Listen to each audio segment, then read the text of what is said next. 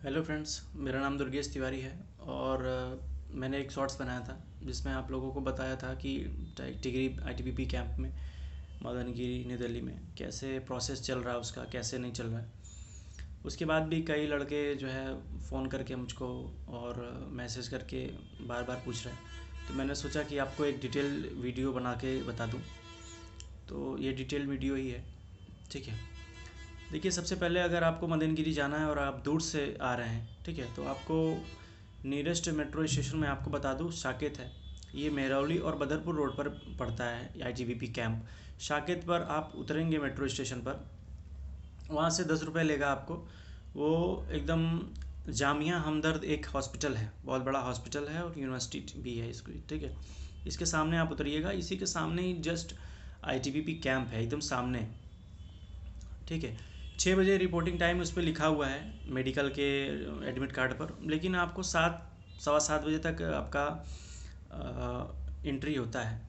आपका एंट्री होने के बाद आपको 2 घंटे तक वैसे बैठाए रहेंगे। आपका पिता का एक फॉर्म देंगे आपको, उसमें आपका पूरा डिटेल भरना पड़ेगा। आपको कौन कौन सी बीमारी है ये पूरा फॉर्म में भरना पड़ेगा, कौन सी नहीं है ये भी भरना पड़ेगा। और पूरा ये सब हो जाने के बाद आपको फिर से 2 घंटा बैठाए रहेंगे। हम लोग को बैठाया गया था और उसके बाद हम लोग का 10:30 11 बजे तक हम लोग उस समय अटेंडेंस जो थी, हम लोग 21 तारीख को वो थी 60 बच्चों को बुलाया गया था, जिसमें से 55 जो है 56 जो है वो प्रेजेंट थे, 4 बच्चे अब्सेंट थे। हम लोग को 3 ग्रुप में बांटा गया, 3 डॉक्टर्स हम लोग को देखने वाले थे। और उसके बाद जो है हम लोग को, मुझे जो रूम नंबर अलॉट हुआ था वो रूम नंबर 4 था। 10:30 11 बजे के आसपास हम लोग का बुलाया गया हमारे ग्रुप को। तो हम लोग का ब्लड टेस्ट लिया गया, उसके बाद यूरिन टेस्ट लिया गया, ठीक है, सैंपल कलेक्ट कर लिया गया।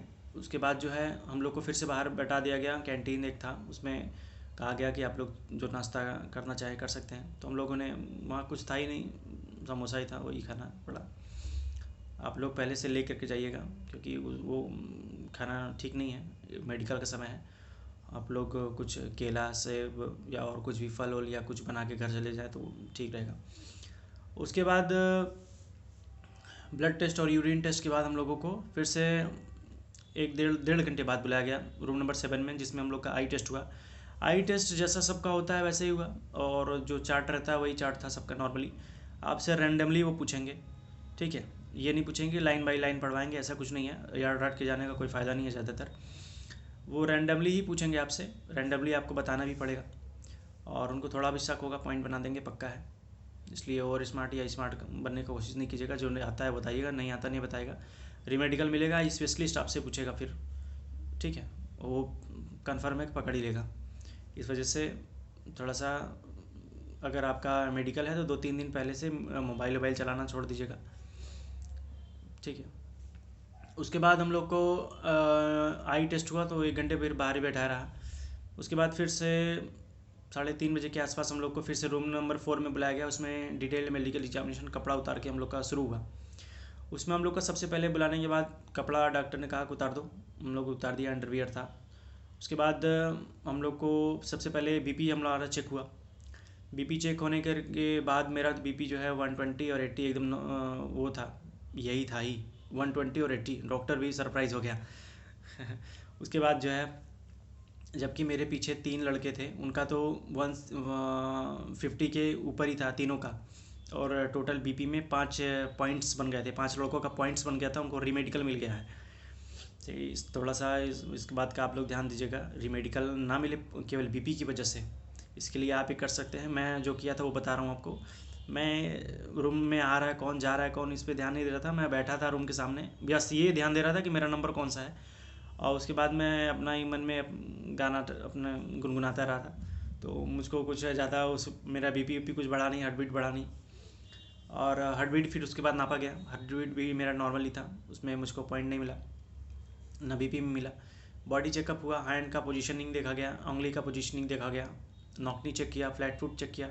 उसके बाद पूरा नेक ढूंढने के लिए कहा हम उन्होंने। हमारा पाइल्स चेक हुआ और हाइड्रोसिल चेक हुआ। उसके बाद बैक रीढ़ की हड्डी जो है आपका पूरा पोजीशन चेक किया, ठीक है कि नहीं है। इतना चेक करने के बाद इतना चेक करने के बाद तो और कुछ हुआ नहीं वैसे।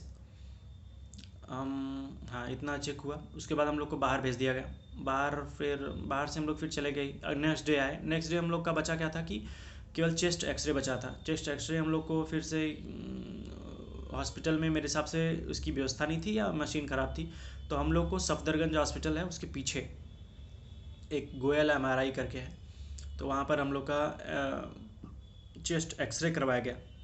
हम लोग ने वहाँ चेस्ट एक्सरे करवाया, फिर उसके बाद अगले दिन शाम को ही मुझको छोड़ दिया गया था।